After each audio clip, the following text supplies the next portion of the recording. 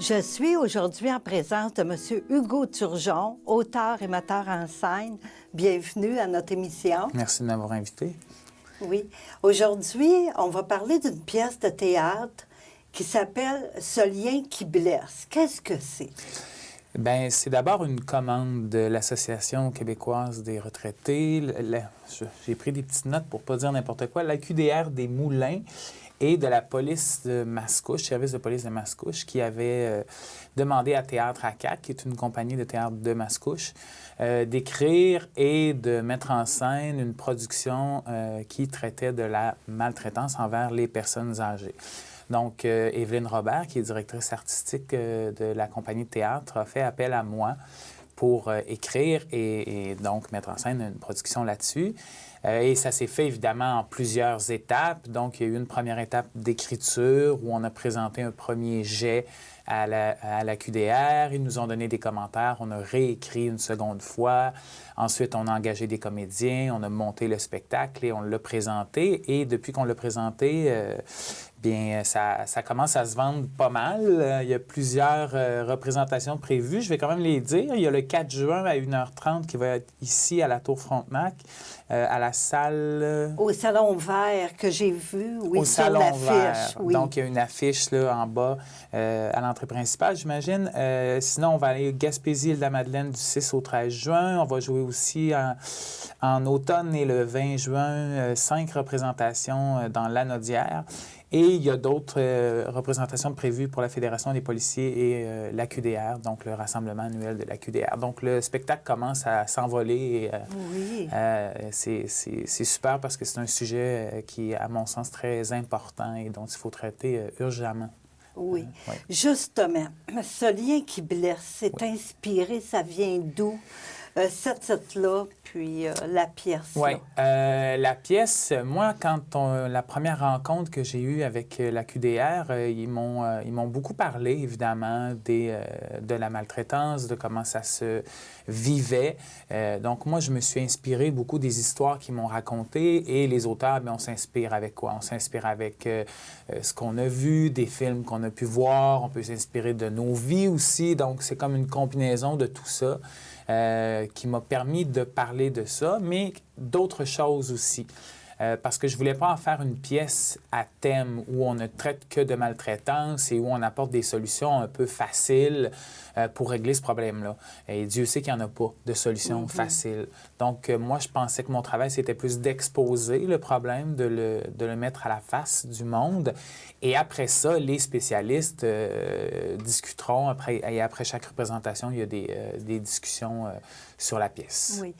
Avez-vous des exemples à nous donner de maltraitance? Oui. Ça réfère à quoi au juste? Oui, je veux tout de suite signaler par contre que je ne suis pas un spécialiste de la question. Donc, il y a des travailleurs sociaux, des psychologues qui sont mieux placés pour moi pour parler de ce sujet-là. Ce que je peux dire par contre, c'est que à la lumière des témoignages que j'avais reçus, elle peut se manifester de plein de façons et c'est souvent de façon sournoise. Quand on pense à la maltraitance, on pense souvent à une maltraitance plus physique, mais ça, c'est comme l'ultime, si on veut. C'est comme... c'est ça, c'est ce qu'il y a de plus gros et c'est ce qu'on imagine. Mais il y a aussi de la maltraitance qui peut se faire par de la manipulation, au niveau des sous, par exemple, comment aller chercher de l'argent chez les personnes âgées qui sont vulnérables. Et je pourrais vous en nommer plein d'autres, là. Mais disons qu'il y a la maltraitance physique, oui, mais aussi, et je pense surtout, psychologique.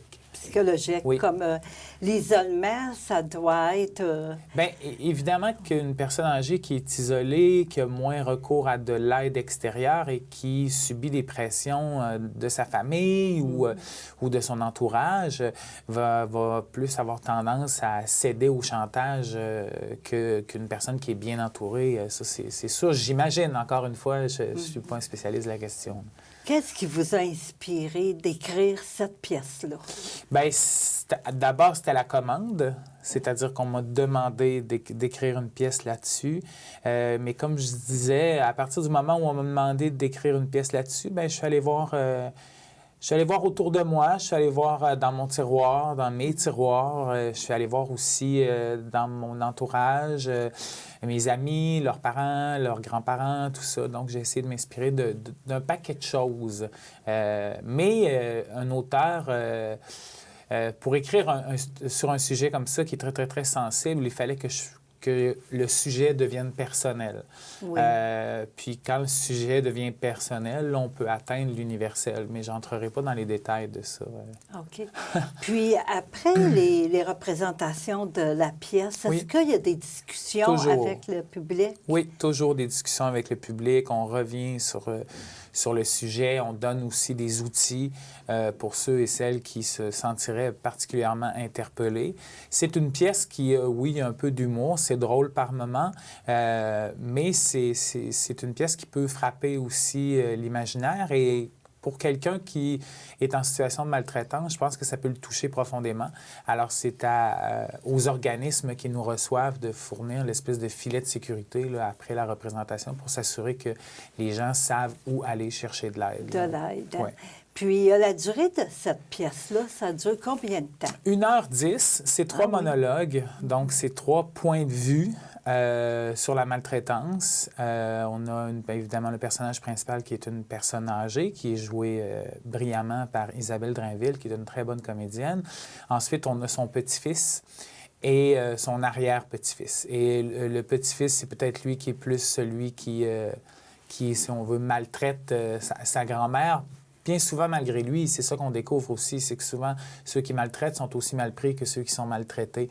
Et des fois, c'est peut-être une bonne idée d'aider ces gens-là aussi, peut-être même plus par moment, parce que c'est souvent par désespoir qu'ils vont agir comme ça.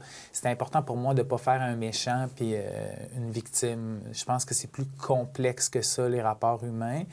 Et on a le témoin, si on veut, celui qui voit ça. Et qui ne sait pas trop quoi faire avec ça et qui se demande quoi faire avec ça et qui pose la question.